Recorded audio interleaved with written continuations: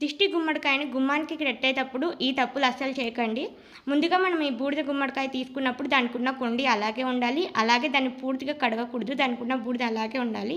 ఆ తర్వాత దీనికి పసుపు పూసి కుంకుమ, పసుపు బొట్లనేవి పెట్టుకోవాలి. 5 కానీ, 3 కానీ, 9 కానీ, 11 కానీ అలా కుంకుమ బొట్లు పెట్టుకోవాలండి. ఇది సాక్షాత్తు కాలభైరవుని స్వరూపం అండి. దీన్ని మనం ఇది కనుక గుమ్మానికి కట్టుకున్నట్లయితే బయట నుంచి మనకి తగిలే నరదృష్టి అనేది అంతా ఈ గుమ్మడికాయ పీల్చుకుంటుంది. ఒకవేళ మాకు దిష్టి తగిలిందని ఎలా తెలుసుకోవాలనుకుంటే ఆ గుమ్మడికాయ పూర్తిగా కుళ్ళిపోయి నీరు కారుతుందండి. అప్పుడు తీసేసి కొత్తది కట్టుకోవాలి.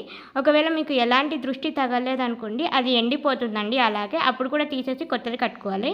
ఈ గుమ్మడికాయను ఎప్పుడు కట్టాలంటే చీకటి ఉన్నప్పుడు కట్టాలండి. అంటే సూర్యోదయం ముందు కానీ, సూర్యాస్తమయం తర్వాత కానీ కట్టాలి. ఆదివారం, అమావాస్య రోజులలో కట్టుకుంటే చాలా పవర్ఫుల్ ఉంటుంది.